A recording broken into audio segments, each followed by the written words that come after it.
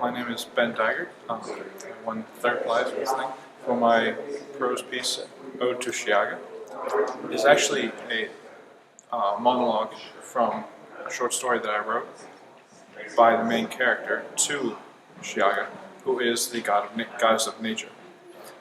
And it is a commentary on her beauty and power, and then her sudden and unannounced betrayal and destruction of everything that she strove for. It's called Ode to Shaga. Shaga, my brilliant rose, my green goddess, my greatest victory, my worst failure. You deserve better of me, and I long for the evocation of your spring. Green is not the same without your hand behind its sculpting. The trees of the earth still call to you, for you. They long for the warmth. Answer them, O sweet Shaga. We long for you, we remember you. Return us to your embrace, for we feel comforted, entangled in your vines. Those vines, such strength, such grace, such treachery. I was there, O great and dangerous Shaga. I was there the day you were crowned Queen of Spring, Queen of the woodlands and the plains, the streams and the lakes. You spoke to them all, and they listened, they answered. The trees took to marching. They reached up to touch the flawlessness of their goddess, but there was no perfection waiting for them. Those who numbered themselves among the vegetal kin, they loved you, they idolized you. You, their deity of slithering vines and petals of thousand colors. The timeless flower, they called you, and you betrayed them. You betrayed your brothers and sisters, we the nine, we who created you. I was there, O treacherous queen. I was there the day you denied the warmth and the light expected of you. I was there when you danced along the horizon of the world and sang a song of spring, and into the waiting, upstretched arms of those trees you cast down a torrent of rain and snow. Sleet splattered their desperate eyes, and their fingers discarded their leaves as if winter had come anew. What a sick display, O graceful queen!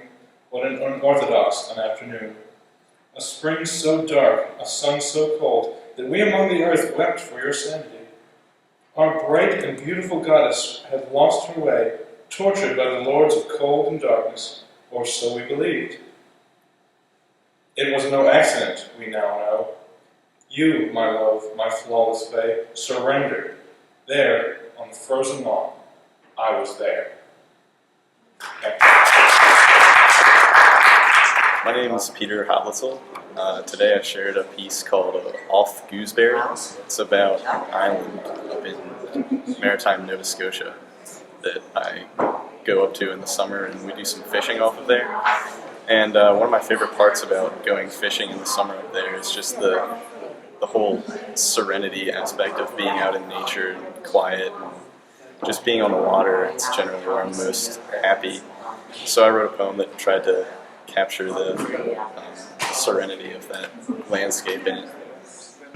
I really don't do a lot of fishing, but when I do, it's in the summertime. My grandma has a little cottage up in Nova Scotia.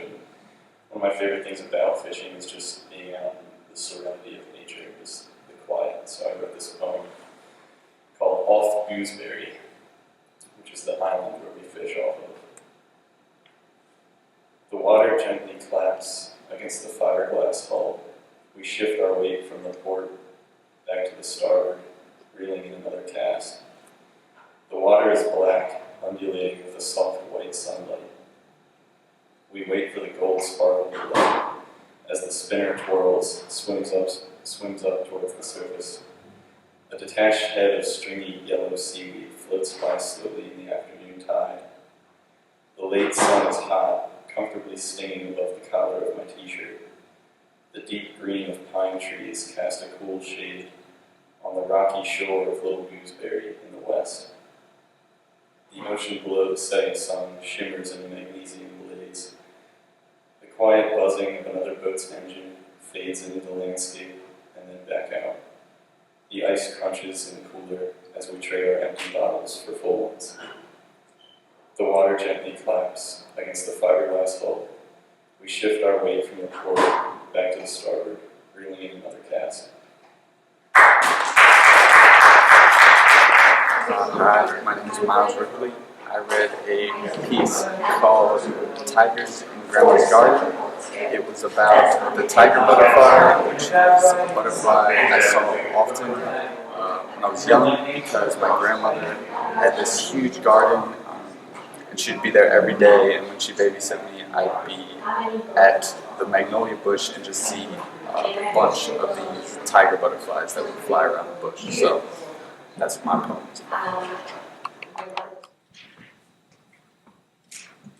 So this is a poem I wrote when I was young. My grandmother used to watch me when I was small, and she would always be working in the garden, and there was a certain type of butterfly called a tiger butterfly that always came to the garden. So this is about those butterflies.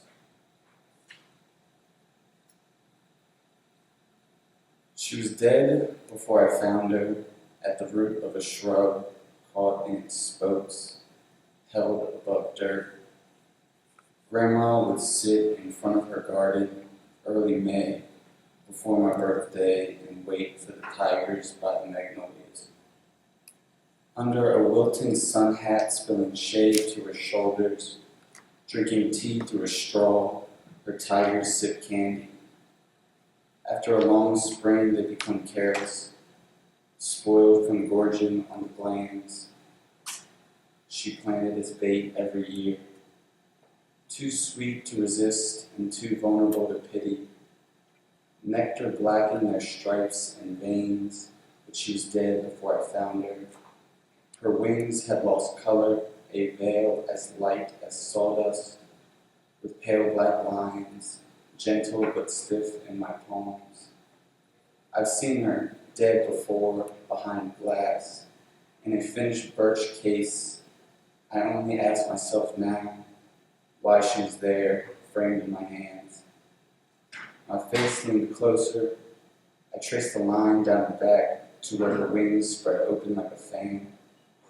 The edges were a perpetual blue that manipulated light like sequins on a backless dress.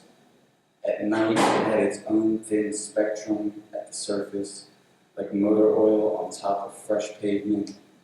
When I showed her body to my grandma, still sitting by the magnolias, she cried even though she was dead before I found her.